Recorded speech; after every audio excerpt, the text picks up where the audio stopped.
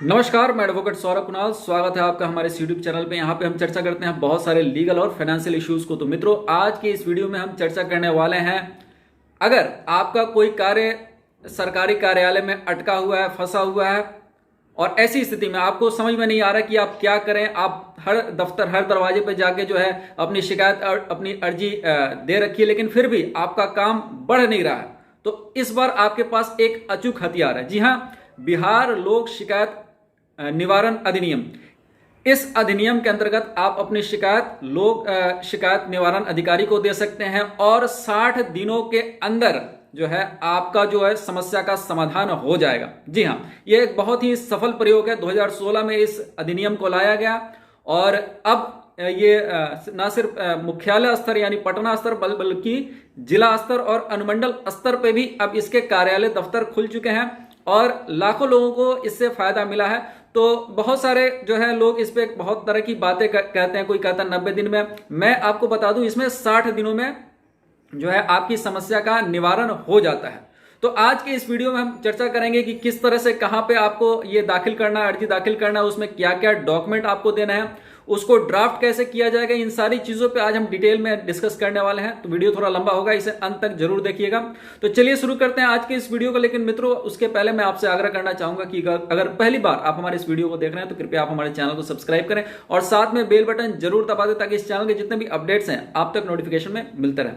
तो मित्रों, सर्वसाधारण के जो समस्याएं होती हैं सरकारी दफ्तर में, जो उनके काम फंसे रहते हैं, उनके काम अटक जाते हैं, लोग उनको तरह तरह से जो कर्मचारी हैं उनको परेशान करते हैं, उनसे रिश्वत मांगते हैं, तो ऐसी स्थिति में अब आपको एक पारदर्शी सरकार, अगर कहें तो सुशासन के कार्यक्रम के अंतर्गत इसे 2016 में लागू किया गया। तो अब एक पारदर्शिता के साथ जो अधिकारी आपको आपके कार्य को नहीं कर रहे हैं, उनको एक तय समय सीमा में इसे पूरा करना होगा। जी हाँ, किसी भी सरकारी कार्यालय में आप जाते हैं किसी भी काम के लिए, जैसे छात्रवृत्ति के लिए, आवासीय प्रमाण पत्र के लिए या फिर जाति प्रमाण पत्र के लिए या ऐसे किसी भी कार्य के लिए कहीं भी जाते हैं, तो ऐसी स्थिति में आपको अक्सर ऐसा होता है कि समय पे नहीं मिलता, बहुत ज्यादा समय वो लोग ले लेते हैं या फिर तरह तरह के मांग होते हैं, कोई पैसे मांगते हैं तो कुछ।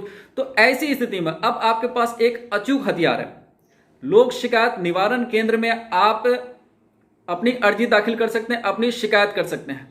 इसमें दोनों ही प्रारूप में आपके शिकायत को जो है यहाँ पे मंजूर किया जाता है। आप ऑनलाइन भी कर सकते हैं, उसका वेब पोर्टल है, और आप ऑफलाइन भी कर सकते हैं। दोनों ही इफेक्टिव है, दोनों पे ही आपके काम हो सकते हैं। तो ऑनलाइन और ऑफलाइन में मैं आपको थोड़ा सा फर्क है, उस फर्क को पहले मैं बता दूं कि जब आप ऑनलाइन अपनी शिकायत लोक शिकायत निवारण पोर्टल पे करते हैं तो वो जो है आपकी शिकायत डायरेक्ट मुख्यालय जाती है, मुख्यालय जाएगा और आपके नंबर पे आपको एक डेट भी आ जाएगा और फिर मुख्यालय से आपके जिला को जाता है और फिर जिला से आपके अनुमंडल में जाता है। तो इस तरह ये शिकायत को फॉरवर्ड किया जाता है। लेकिन अगर आप ऑफलाइन जाते हैं तो सीधे आप काउंटर पे भी जा सकते हैं, अपने अनुमंडल कार्यालय के काउंटर पे जाकर लोक शिकायत निवारण के की जो है शिकायत कर सकते हैं और अपने जिला मुख्यालय में भी कर सकते हैं। तो कोई भी कार्य, जहां भी आपका कार्य फंसा, अगर आपका अनुमंडल में जाति प्रमाण पत्र बनाना है, आवासीय प्रमाण पत्र बनाना है, अगर आपको जो है छात्रवृत्ति नहीं मिल रही, तो ऐसी चीजों के लिए आप डायरेक्ट अपने अनुमंडल में भी जा सकते हैं।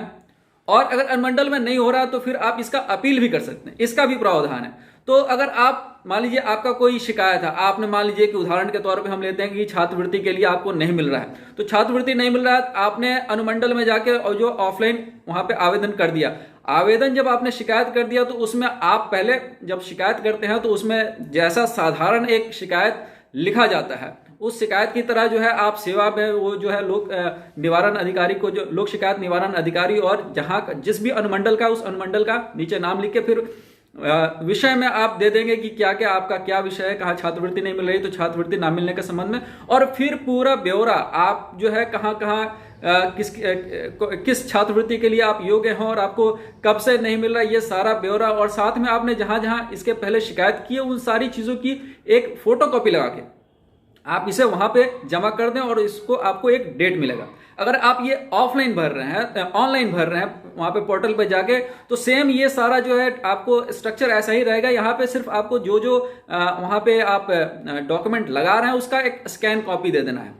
और मित्रों, मैं ये बता रहा हूं, जब भी आप अपने शिकायत को लिखें तो पूरा डिटेल में विवरण लिखें कि क्या क्या हुआ, कैसे कैसे हुआ, क्योंकि समाधान आपके शिकायत पे ही मिलेगा। अगर आप 2 लाइन में लिख देंगे कि मुझे छात्रवृत्ति नहीं मिल रही है, तो इससे आपको जो है आपका शिकायत, तो इसलिए मैं आपको यह सलाह दूंगा कि जब कभी भी आप लोक शिकायत में अपनी कंप्लेन दें तो उसके पहले एक वकील से परामर्श ले लें। हालांकि वकील की इसमें कोई जरूरत नहीं है, आप खुद से भी लिख सकते हैं, लेकिन अगर आपको लग रहा है कि आप उसको शिकायत को अच्छे से डिटेल से नहीं लिख सकते, तो ऐसी स्थिति में वकीलों का मदद ड्राफ्टिंग में लिया जा सकता है कि कैसे उस शिकायत को लिखें, क्योंकि बाकी सारे कार्य जो है आपको खुद ही करने होंगे। तो एक आपको जैसे ही डेट मिलेगा उस डेट पे जो है आप जिसको भी विरोधी बना रहे हैं, जो भी आपका रेस्पोंडेंट है, उस रेस्पोंडेंट को एक चांस दिया जाता है कि वो आके अपनी बात को रखें, और उसके बाद जो है 60 दिनों के अंदर, जी हाँ, लोक शिकायत निवारण अधिनियम के अंतर्गत आपकी शिकायत को 60 दिनों के अंदर उसका समाधान किया जाता है। तो जब कभी भी अगर आपको मान लीजिए कि शिकायत आपका समाधान नहीं हुआ, अनुमंडल स्तर पे आपकी समस्या का समाधान नहीं हुआ, तो आप फिर इसे अपील कर सकते हैं डीएम के पास। और डीएम के पास जो है, अगर आप ऑनलाइन कर रहे हैं तो ऑनलाइन ये सारा मॉनिटरिंग मुख्यालय से पटना से होता है, और पटना से आपको जिला स्तर पे जाएगा, फॉरवर्ड किया जाएगा, और फिर जिला स्तर से आप इसे अनुमंडल स्तर पे किया जाता है। आप इसे डाक के तहत भी भेज सकते हैं, आप एक जो है सीधे मुख्यालय में आप डाक स्तर से भेज सकते हैं, जो पटना मुख्यालय है वहां पे आप डाक से भी भेज सकते हैं, आप ईमेल से भी भेज सकते हैं। तो सरकार ने आपको हर तरह की सुविधा दी है। आप इसे ऑनलाइन पोर्टल पे जाके आप इसे फॉर्म जो शिकायत है वो शिकायत कर सकते हैं, ऑफलाइन जाकर सीधे काउंटर पे करा सकते हैं, और एक वहां पे रसीद पावती यानी जो रिसिप्ट होता है वो मिलेगा, उसमें आपका संख्या नंबर मिलेगा और साथ में डेट मिल जाएगा। तो ये सबसे इफेक्टिव है कि आप पोर्टल पे शिकायत करना और आपका जो है ऑफलाइन काउंटर पे जाके शिकायत करना, ये दोनों ही बहुत ही इफेक्टिव है। आप डाक के द्वारा भी भेज सकते हैं, लेकिन डाक कुरियर में ये होता है कि जब तक आप अपने कुरियर को जब से जाएगा भेजने में कम से कम 4-5 रोज लग जाएंगे, और फिर इस तरह से जो है ये थोड़ा लंबा हो जाता है। तो अगर आप इसमें, मैं अपना जो खुद का एक्सपीरियंस है, अपना खुद का अनुभव है, मैं यही कहूंगा कि आप जब भी शिकायत करें या तो ऑनलाइन पोर्टल पे करें, और सबसे बेहतरीन तरीका यह है कि आपको जो है आप अपने अनुमंडल जहां पे भी शिकायत, उस अनुमंडल के शिकायत निवारण केंद्र में जाके आप वहां पे अपनी दरखास्त दें, अपना शिकायत दें, क्योंकि यह सबसे इफेक्टिव है। जब आप पोर्टल पे करते हैं तो पोर्टल से एक डेट मिलता है जहां पे पोर्टल पे सुनवाई होती है, और फिर उसको जिला में फॉरवर्ड कर दिया जाता है, फिर जिला में एक डेट मिलता है, उस डेट के बाद आपको जो है ये अनुमंडल में फॉरवर्ड किया जाता है। लेकिन जब आप अनुमंडल के कार्यालय में जाके वहां पे जमा करते हैं तो आपको बड़ा ही शॉर्ट डेट मिलता है, और उस डेट पे आपकी सुनवाई हो जाती है।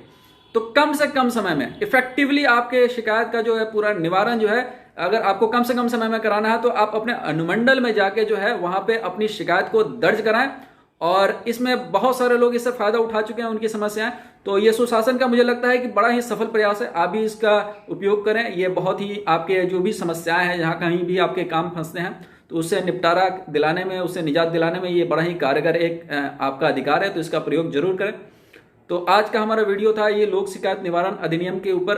तो आपको ये वीडियो कैसा लगा हमें कमेंट बॉक्स में लिख के जरूर बताएं। अगर वीडियो पसंद आया हो तो एक लाइक कीजिएगा, और मिलते हैं फिर एक नए वीडियो अपडेट के साथ। तब तक अपना ख्याल रखिएगा। नमस्कार।